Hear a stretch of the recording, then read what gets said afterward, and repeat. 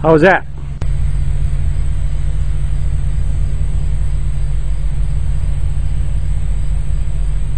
Solid, perfect, right down the pipe. Just search here. I'm going to hand the camera over to Todd, DJ's caddy, which is 465 yards, a really good driving hole, and on this hole you go driver or 3-wood depending on the wind, don't you? Yeah, definitely. Most days it's going to be a driver here. This hole is actually one of the more demanding holes. There's actually a tree that overhangs the left and bunkers down the right, so you really have to hit a good tee-ball here. But getting back to more important things, obviously we've all seen tough driving holes. The tip we're going to talk about today is, if you guys remember at the PGA Championship, we got on and told you about how I've realized or felt that maybe my left arm was a little bit too straight like this, and it wasn't rotated under where it was supposed to be. So obviously I've rotated that under. Well, as you guys know, as you've read the Surge's tips and philosophy, we also like to roll the right arm underneath too, because it allows for the proper rotation. Instead of having a right arm high, which is what this would be right here, we like to have it rolled under so the club can rotate. Well, I got to thinking. As a clock, it's looking at about 12 o'clock. Yeah, as a clock, the inside of your elbow is exactly looking up towards noon. Most people have it looking towards about 10 o'clock or 11. Exactly. So most people set up this way, which would be kind of arms this way. We obviously like to see things rolled under a little bit because it makes rotation a little bit easier to get the club in the mitten of the tree. Go back to high again. If somebody stands here with the high, which is what most players are taught today, laying a club pointing at the target, or coming back this way, the club touches up here, but we want it to be in here, so that as I run it on this arm, it's with the 7-iron, it'll be pretty close to the top. With the driver, it'll be to the middle or below. When this arm is underneath, right in what we call the master setup position. Right. And he's working more on getting a better master setup position. Yeah. So what I did was, obviously, sometimes you think to yourself, how hard is it to get to swing the golf club from start to finish? Well, obviously I've been doing this my whole life, so it's a little bit easier for me than most.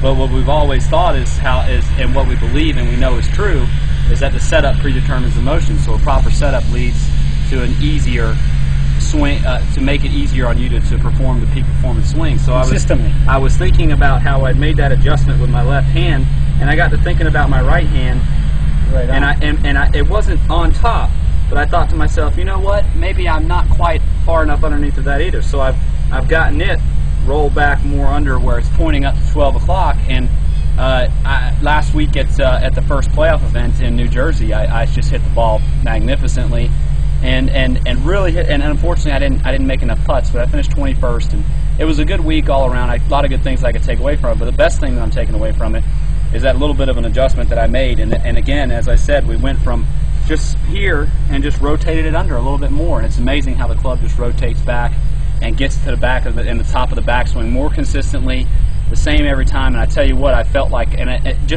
I'm very much a feel player, because obviously I've been doing this swing a long time, so I can sometimes feel when things aren't right. And as soon as I rolled that arm back under, it felt absolutely perfect. And obviously we're rolling it on over into this week. And as I said, the main thing that got me thinking about it was how important setup is, and that it predetermines what happens throughout the swing and whether or not you as a player are going to have to make adjustments in the swing due to your setup. Well, now that I've got myself, I wasn't in a bad position, but I think I got myself into a more optimum position. And again, it's little things like that, getting a little bit lazy with your setup, that can lead to things like that, and that's why you always have to really be focused on the setup more importantly than anything, because it's going to determine what happens after. What it really does is once you get here, you can actually, it's like turning and shaking hands with somebody. You can go from here to there up, and not one muscle from your fingertips up to here changes, and that's the beauty. You preset it, and you go straight up, and you almost cannot get long and lazy. And it swings 3/4, and the best thing now is he's been able to work the ball a little bit better, including some power cut shots, which you need a lot on this course, because to set up for coming in right and getting good drives in the right position on the fairway. So I like exactly what I'm looking at. I like the swing. He's getting better 3/4 consistently, and he's just hitting some really solid bullets going out there where he wants. And we know that the best shots are ones that where they start and where they finish is the big issue. And if you don't have much change, that's really good. And so I like what's going on, and hopefully we're going to see some great driving from DJ. He had good driving stats last week, and I think we're going to see it again this week, if not better, including his greens coming up too, because when you're in the fairway, you got better shots to the green. Well, that's it from DJ and the Surge on 16th at Deutsche Bank in Norton, Massachusetts, where it's 95 degrees today, so we're sweating bullets. We are soaking wet, and we'll be talking to you all again soon. Good luck, guys.